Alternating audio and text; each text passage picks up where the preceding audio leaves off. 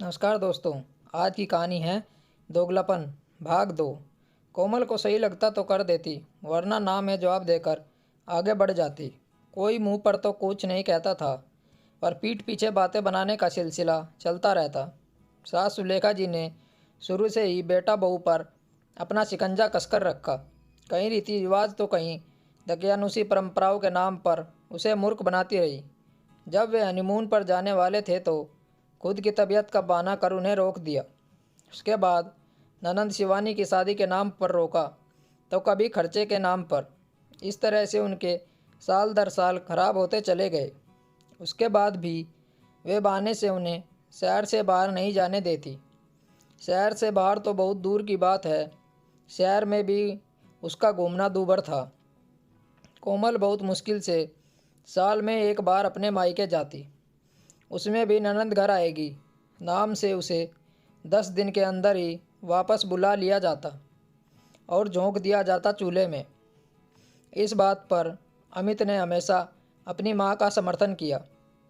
वह एक आज्ञाकारी पुत्र है, अपनी माँ का कहना कैसे टाले। माँ तो जैसा कहती वैसा उनका बेटा करता और कोमल की उम्मीदों पर पानी फिरता रहा। मायके की शादियों में जाना भी बड़ी मुश्किल से होता था। उसमें भी अगर कोई ससुराल की शादी निकल आए तो वे उसे भेजते नहीं थे। कहते, घर की शादी में बहुत काम है। इतने सालों में कोमल को ज़िंदगी ने सबक दे दिया था कि जितना कम उम्मीद वो लोगों से करेगी, उतना ही ज़्यादा खुश रह पाएगी। इसलिए लोगों से जलने की बजाय अब उसने अपने लिए फैसले खुद लेना शुरू कर दिया और इसी फैसले के तहत वो आज अकेली घूमने फिरने निकल पड़ी। कोमल के चचेरे भाई हेमंत की शादी घर से ही हो रही थी, इसलिए फंक्शन बड़ी अच्छे से निभाए जा रहे थे। गणेश पूजन, तेल, हल्दी, मेहंदी, हर प्रोग्राम के बीच में काफ़ी समय मिलता तो कोमल अपने किसी भी कजिन को लेकर कभी मंदिर तो कभी बाज़ार में घूमने निकल जाती। वहीं तरह तरह के फ़ोटो खिंचवाती। उन फ़ोटो को बेटे आयाम ने अपने पापा के फ़ोन पर सेंड कर दिया, जिसे देख अमित को अपनी आंखों पर विश्वास नहीं हुआ।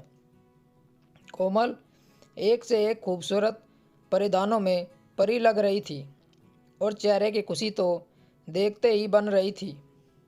अमित सोचने लगा, कितनी बंदिशों में थी मेरी पत्नी यहाँ। उसको हमेशा साड़ी और सर ढके ही रहना होता है, कभी खुलकर अपनी पसंद के कपड़े नहीं पहने बेचारी ने। 3 दिन निकल गए। उसने अपने भाई हेमंत से कहा, चलो आज बाहर चलते हैं, फिर वापस मुझे ससुराल भी जाना है। तब भाई बोला, हाँ दीदी चलते हैं ना, तुम जाकर जल्दी तैयार हो जाओ और सुनो, तुम्हारे कमरे में एक ड्रेस रखी है, वही पहनना, तुम्हारी भाभी खास तुम्हारे लिए लाई है। आज तुम्हारी शादी की सालगिरह पर हम सब की तरफ से एक छोटा सा तोहफा। भैया आप कितना किया मेरे लिए, अब ये कपड़े गहने क्यों? अरे मेरी बहन के लिए मेरी जान भी हाजिर है, कभी दोबारा ऐसा मत कहना। भाई तुम्हें मेरी उम्र लग जाए। चल पगली, रुलाएगी क्या? अब जाकर फटाफट तैयार हो जा, बोल। दोनों भाई बहन मुस्कुरा दिए।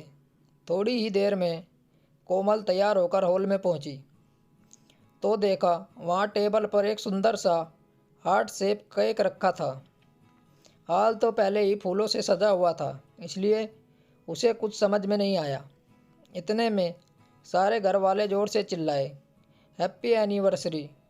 उनके पीछे से अमित बाहर निकला, जिसे देख कोमल सरप्राइज हो गई। आप यहाँ कैसे? आज हमारी शादी की सालगिरह है, तो मुझे तो तुम्हारे पास ही होना चाहिए था ना। चलो भाई अब जल्दी से केक काट दो, भाई और भाभी बोले।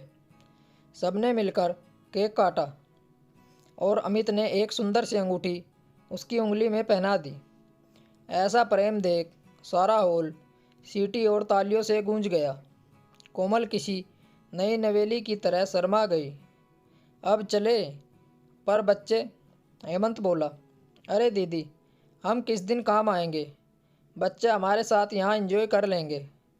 आप और जीजा जी जाकर अपना खास दिन बाहर के नज़ारे देखकर एंजॉय कीजिए। दोनों घूमने निकल गए। उसी समय अमित ने कोमल का हाथ पकड़कर बोला, कोमल, मुझे अपने किए पर बड़ा पछतावा है। क्या तुम मुझे माफ़ कर पाओगी? तब कोमल अमित को चुप रहने का इशारा करती है और कहती है, अब जो हो गया वह बदला नहीं जा सकता, मगर उसे ठीक ज़रूर किया जा सकता है। कहते हुए उसका हाथ थाम लेती है। तभी एक फ़ोटोग्राफ़र उनके पास बोला, सर, एक फ़ोटो खिंचवा लेंगे? अमित बोला, हाँ हाँ, ज़रूर खिंचवाएंगे। कोमल खिलखिलाती हुई खड़ी थी, क्योंकि आज उसे उम्मीदों से परे इतनी खुशियाँ जो मिली थी। स्टोरी को लेकर आपकी क्या राय है? नीचे कमेंट करके ज़रूर बताइएगा। ऐसी ही और बेहतरीन कहानियों के लिए हमारे चैनल को ज़रूर सब्सक्राइब करें। मिलते हैं आपसे ऐसी ही और कहानियों के साथ। तब तक जुड़े रहिए हमारे चैनल के साथ। कहानी सुनने के लिए आप लोगों का बहुत बहुत धन्यवाद। राम राम दोस्तों।